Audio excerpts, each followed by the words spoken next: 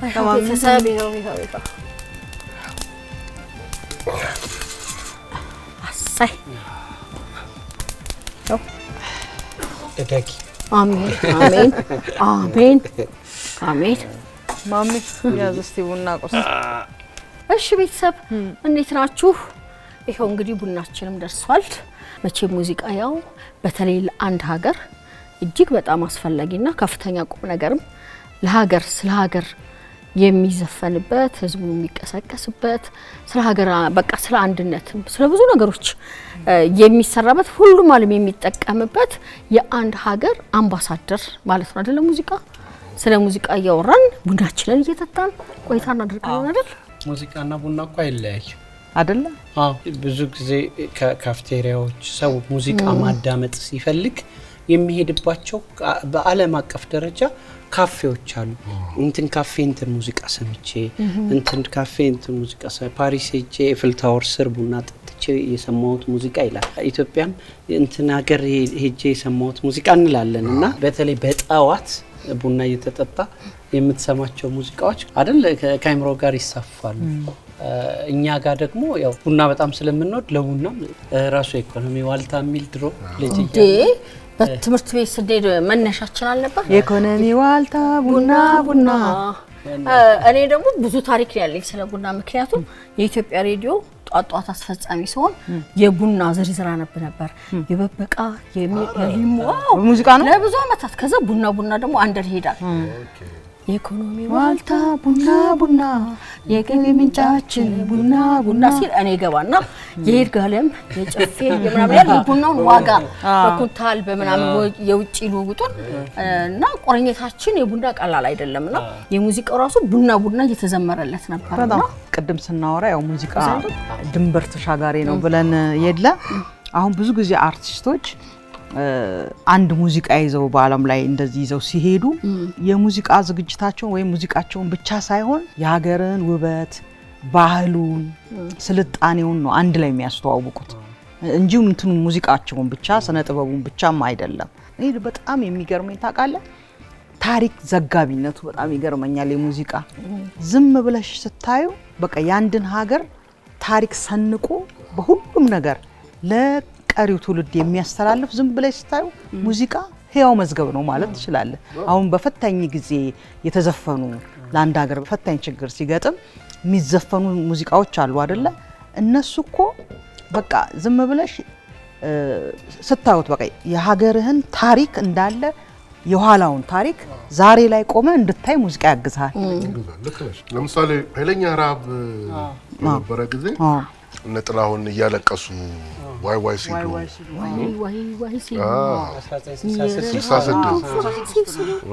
የሶማሌ ጦርነት በነበረበት ጊዜ የነበሩ ዘፈኖች አሉ ሁሉና ከብረ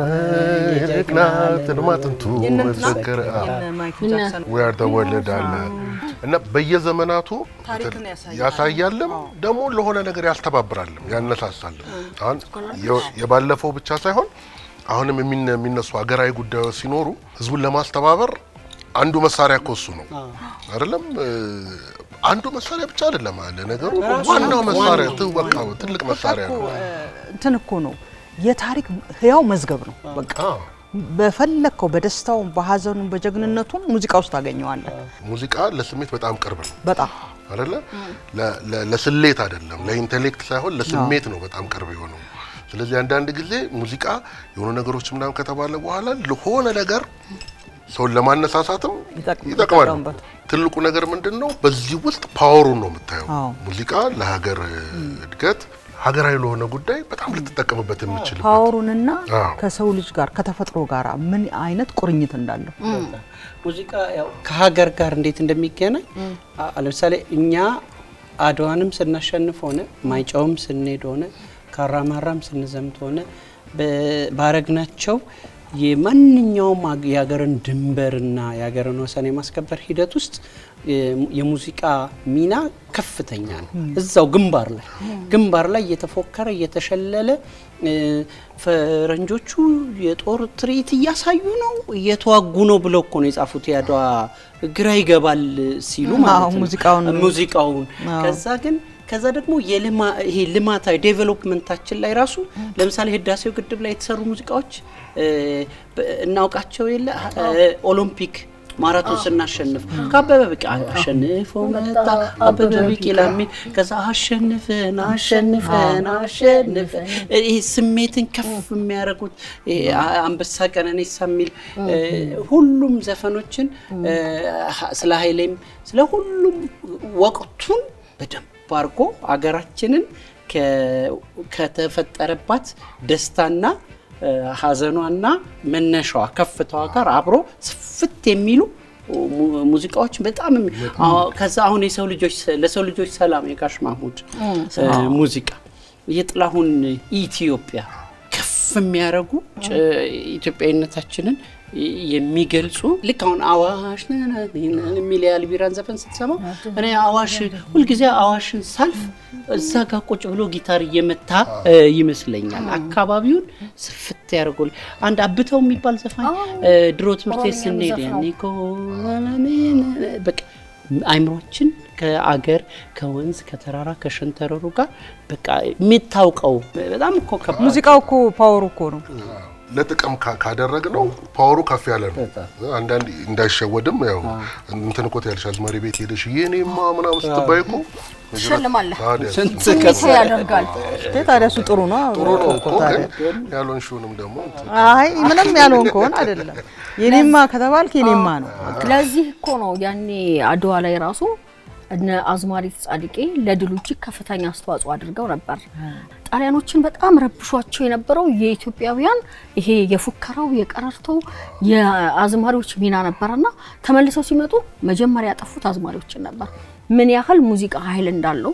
የምናቀው እዛ ላይ ነው ዛሬ ደግሞ ያው ሙዚቃ ቀን ስለሆነ በደንብ ነው ያወራ ነው እኛ ትንሽ ግን ድምጽ ሳይኖረው አይቀርም ያንጎራጉራል ትንሽ ለኪሻት ዘፍናለ እኔ እንኳን ሳድግ ነው ዘፍነው ብዬ ነው ያሰብ